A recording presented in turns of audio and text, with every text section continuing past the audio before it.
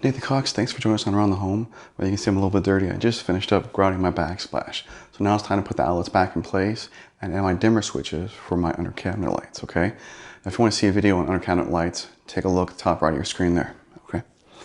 Now the dimmer I normally would put in would be this Lutron Maestro, okay? Very cool dimmer switch. It's got these digital LED lights on the side, a nice little toggle button going up and down and dim. It does a nice fade up and down when you turn it on and off. So it's not just a switch, okay? And it works for a single pull or a three-way as well. So real versatile, my favorite dimmer switch. I think I just found my new favorite though. New one from Lutron, of course. I believe you would say this Sunnata, okay? Now this one here is very similar to that one with the big paddle switch here. And then it looks like it has a little LED right here, but it's not exactly. It's actually a touch strip. Oh yeah, I'm talking to dim it, you just with your fingertip. You don't have to tap buttons or do anything else like that. So an advertisement for this, it's not available on Lowe's yet or Amazon, but when it is available on Amazon, there will be links in the description down below so you guys can order those. And they did actually have a working display at Home Depot. I haven't put this in yet. This is my very first one, but I was able to play with the display and it worked just as good as it did in the advertisement. So I'm excited to show you guys how to put it in. Okay, now of course have some power off before you get started here. It's always safer that way. And we're just going to take out the old switch. Okay, now this is just a single pole setup, meaning there's one switch to turn this light on, okay? And you can generally tell that because when you pull the switch off, it's only got the two terminals on one side.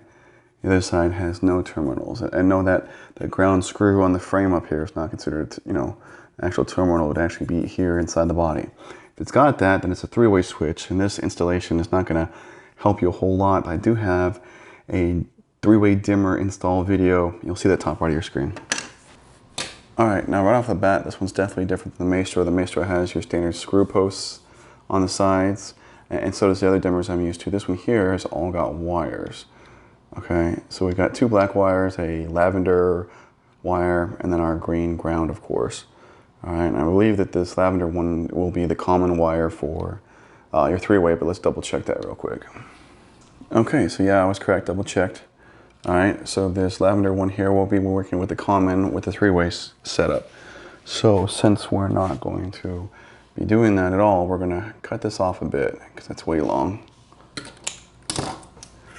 Okay, and then it has a little blue cap, which is smaller than the yellow ones there because it's only gonna be a single wire. We're just capping this off so it doesn't touch anything, okay? So now that we've taken care of that one there, we're just gonna take these two black wires and connect them to these two black wires. Oh, and there is also this very cool feature here. So at the bottom right here, so here's the top of the switch. On the bottom, there's this little thing that pops out and disables the switch. It's almost like pulling a breaker, okay? That way it's not gonna accidentally turn on and off while we're working on it. It's also a good way to, if you have to work on a light fixture, especially if you're on your three-way switches, you can pop that out and you know that there's no power going to come on there. Okay, and these wires are a little on the long side too, so I'm going to trim them back just a little bit. But it's nice that they're a little too long. I can easily trim them.